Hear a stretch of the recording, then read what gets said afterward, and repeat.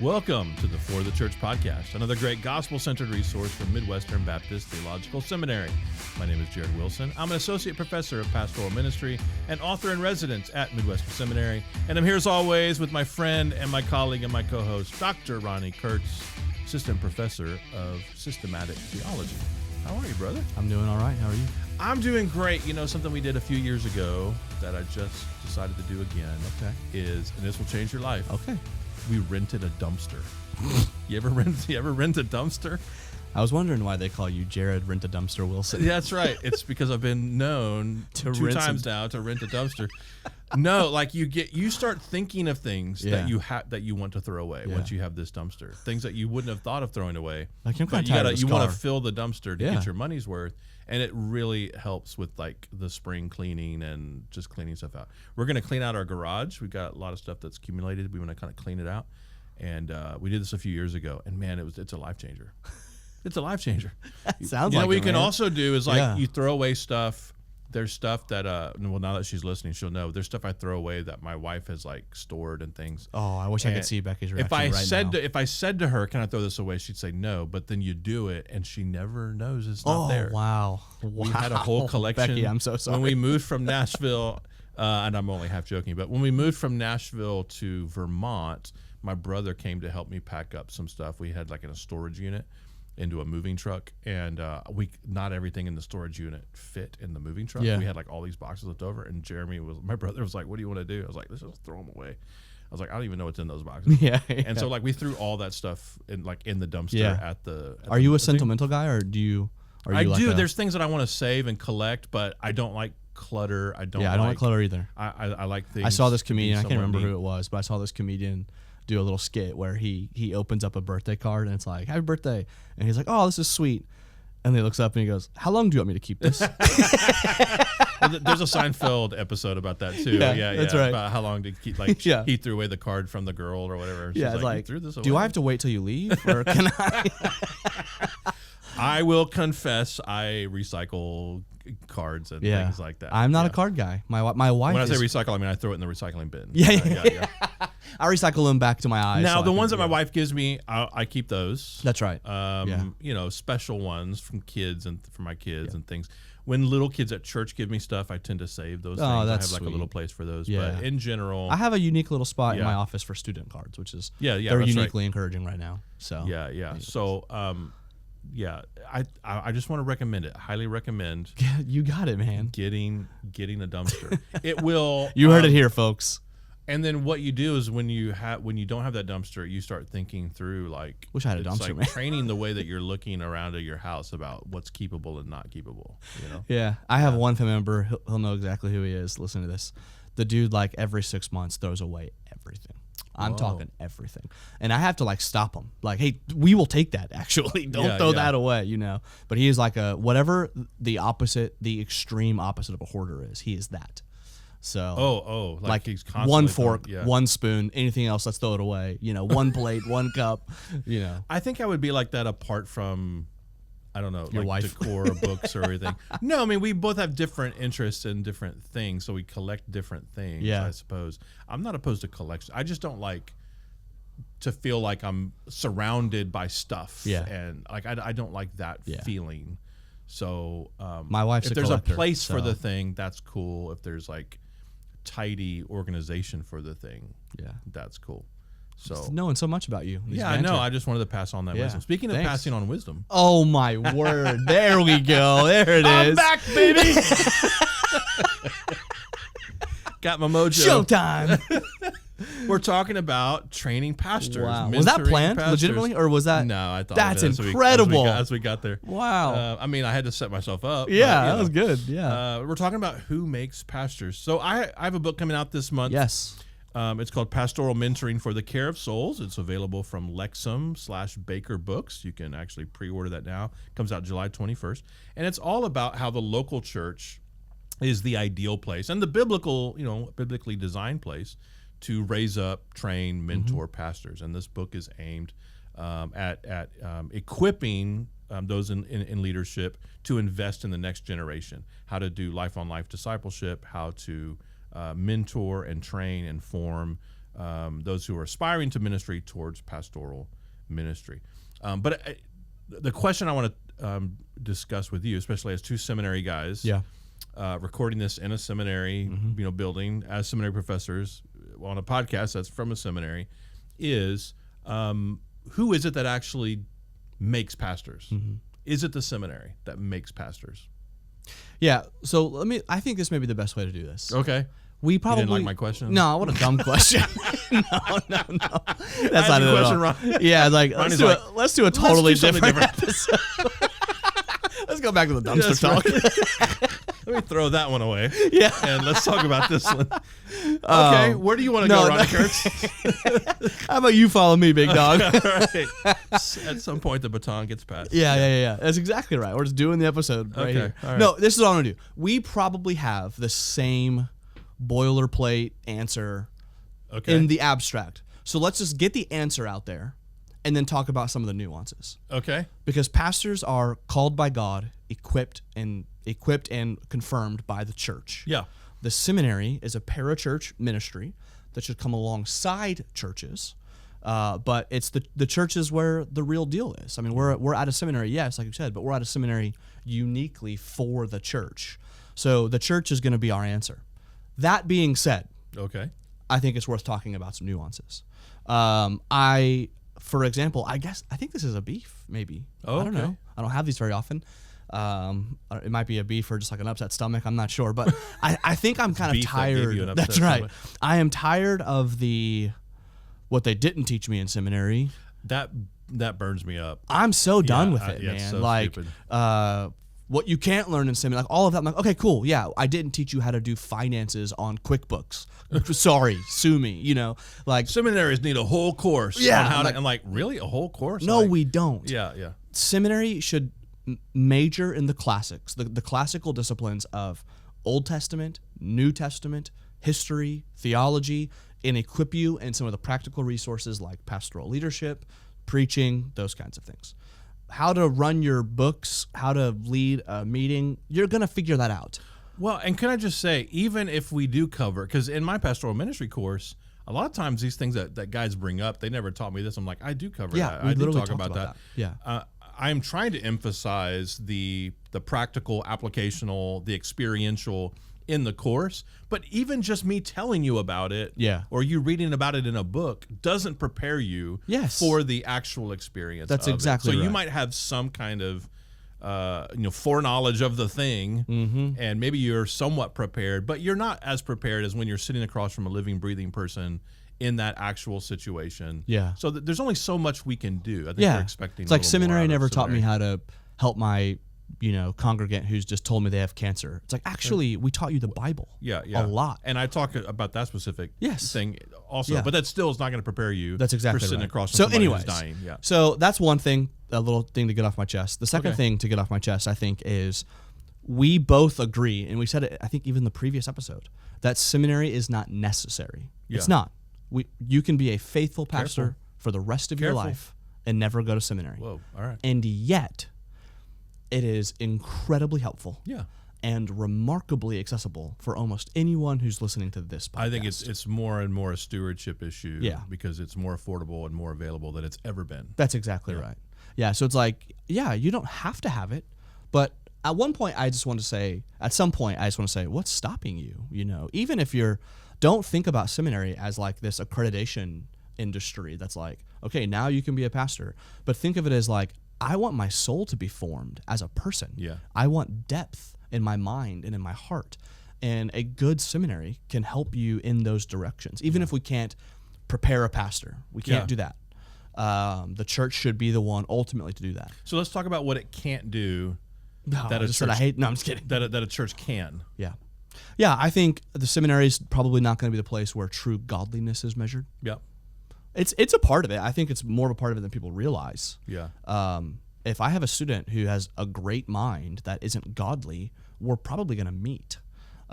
So I think seminary is a little more attuned to it than like this caricature it gets. But at the end of the day, your pastors know you. Yes. They're around you. They see how you treat your wife. They see how you treat your kids. They're going to know the real measure of godliness. They're going to know to what extent the gospel has actually made its way into the deepest part of your soul in a way that a professor can't. And then one thing that they will always have that the seminary will never have is authority. Right. And the keys of the kingdom were given to the people of God, and they will have authority to bind and loose in a way the seminary never will. Jesus is coming back for his bride, not an academic institution, and it is to that bride to which he gave the authority of the keys of the kingdom. And so a seminary can equip you for your calling. A seminary cannot confirm your calling or even ordain you in that particular calling, at least in the Baptist model. Yeah, I mean, there's things that we can see, and I think we're getting better at seeing more things, but we cannot see like a church can see. And not just pastors, but just the congregational life of a church. That's a exactly multi-generational, right? I can see what you know. I can see in some ways how you think. Are you a thoughtful person? There is an extent, depending on our interactions, maybe how you conduct yourself in class with discipline or how you conduct your studies. There's aspects of your character that I can pick up on, but I don't generally see how you talk to young women. I don't see how you treat the older saints in your church. I don't see if you're servant-hearted. Like those are things that only a congregation in the life of a congregation can see, and you know, even if I could see them, as you said, I don't have the authority. I don't have the stewardship of deciding whether you have that external call. That's what gets tricky, especially in teaching pastoral ministry, is there's guys that are going through where I have a pretty good sense, like I don't, I don't know if you should be a pastor, but it's not my call to make. That's right. It's right. It's your church's call to make, right? I mean, and maybe you're a little bit more raw material than you will be in 3 or 4 years, and I'm just getting you for this snapshot, right? So even the negative case, if I don't think you should be a pastor, that's like, it's not my call to make. It's your church's call to make. That's right. And it could be that you're on the way to growth and formation that I'm not even going to be able to see, but your church can see over time. And maybe if I were to talk to your pastor, he would say, yeah, he's pretty raw, but man, you should have seen him 3 or 4 years ago. Yeah. We've seen great strides in him, and we think that he's on the way to something great, and we're committed to walking alongside him. Those are just things that the church is uniquely designed to do and called by God and authorized by God to do that the seminary can't do. That's exactly right. Right. So even just like the making of the biblical qualifications, those are things that we can teach about, but we can't see them the same way. That's right. That a church can see them. What about in terms of theological education in the church, right? I know that you are a member at a church that takes theology very seriously, as our church is as well. To what extent do you think, we can't be seminary? Yeah. How do you think through the teaching of theology at a church, at the church level, especially to people who are not seminary students per se? Are there limits to that? Is there a point at which you approach and go, okay, we're not a seminary, we're a church? Or is it like, no, everything's I we're do the think, church, so we should be able to talk about what, Yeah. It's hard because there's like an idealist version and then a realist version. Okay. And I want to like be wise with that, because what I could point to, like a lot of theologians have, and I think it's a good thing to point to, is when you think of like the titans of theology throughout church history. I was thinking of Tennessee Titans, but yeah, that's right. When you think of the Tennessee Titans, okay. you think of Mike Jones, who made the tackle in 1999. I think of Mike Vrabel. Super Bowl. That's my old St. Louis Rams fan coming out. I Yeah. got you. All right. No, when you think of the titans of theology, they were pastors. Calvin was a pastor. Edwards was a pastor. And so I think in the modern era, the culture of theology, if we can call it that, has moved from the local congregation to a university setting. Something that I think is worth bemoaning, where the real soil from which theology grows well is the local church. In fact, I have a whole lecture in my theology class where I talk about the proper soil for theology is in the church, with the church, for the church. So in the church, with the church, for the church. I think that's the best soil that theology can grow from. And yet, I understand there's such a thing as expertise. Yeah. And we at Emmaus, for example, we have a uniquely theologically minded church. We have a half dozen PhD holders in various disciplines at our church, and that creates a unique environment. But even if we didn't have that, I want my church to be a theologically minded church. I want them to be a theologically wise church. There's a difference between being, there's a lot of theology happening there, and you're creating these like theo bros who are constantly doing like theology police stuff. That's where I wanted to We're go. not doing that. Okay. We're trying to be theologically wise, where it's like, hey, you have the tools of theology, but those tools help you minister reality in a world prone to believe falsehood. And the theology is not utilized for policing; it's utilized for flourishing, for equipping. That's the difference between a theologically smart church and a theologically wise church. And we're trying to be the latter. And so I think a lot of theology can happen in Sunday schools and small groups and equipping classes, even in the pulpit. And yet I'm probably not going to be the guy that's like, you need to make sure you have a lecture series on the Communicatio Idiomatum on a Thursday night so that your congregants can, parse out. I thought y'all did stuff like that. Yeah. You don't do stuff like that? No. Okay, all right. I mean, I'd probably be down if there was like, if there was some 4 or 5 congregants that were like, hey, I understand this is not a seminary class, but I would love to like really be confident in how I speak about Jesus's natures. Yeah. Would you teach me some of those words? Okay.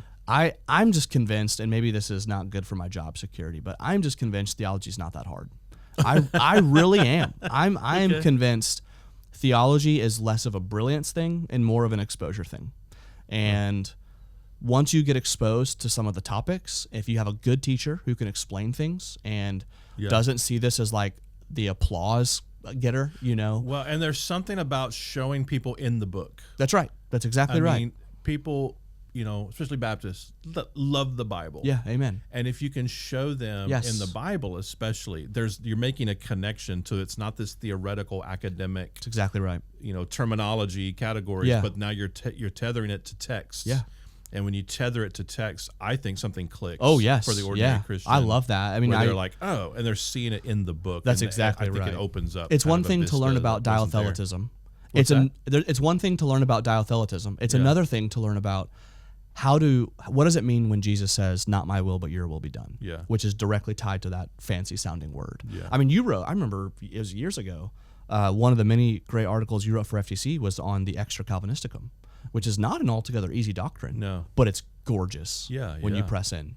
And so helping congregants see not only that theology is true, but that theology is good and beautiful is a whole nother caliber that I want to do in the local church. Yeah. But yeah, my concern, or not concern, but just a caution or a thing that a limitation is if the church is trying to become an academy apart from the wisdom, spiritual formation, discipleship, and it's all about. Yeah.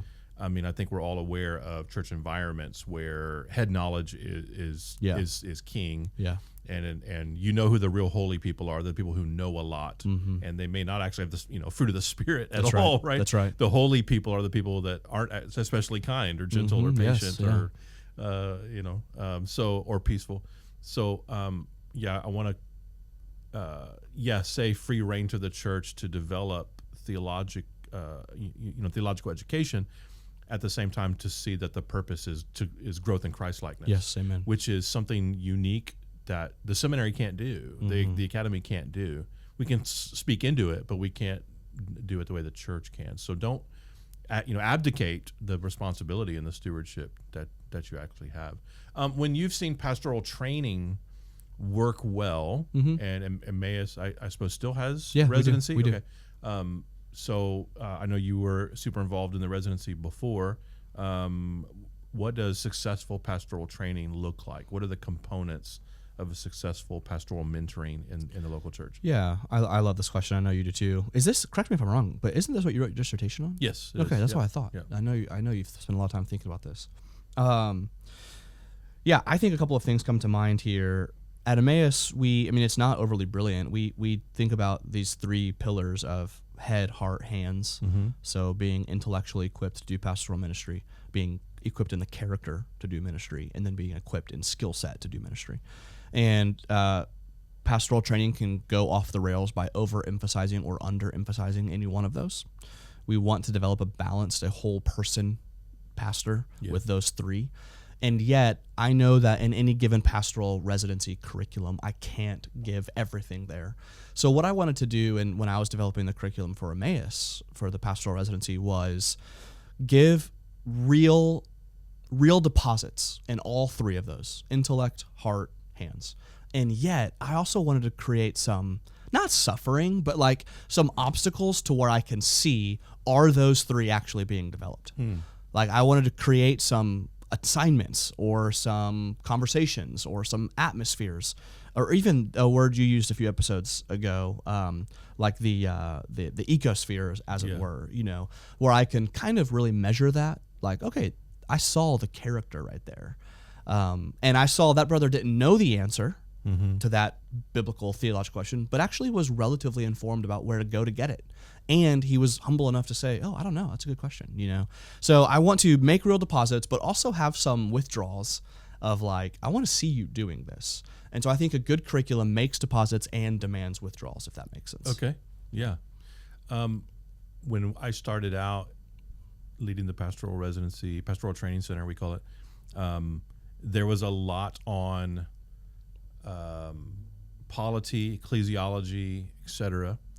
And I learned over time that the men coming into our program, that was somewhat redundant for them.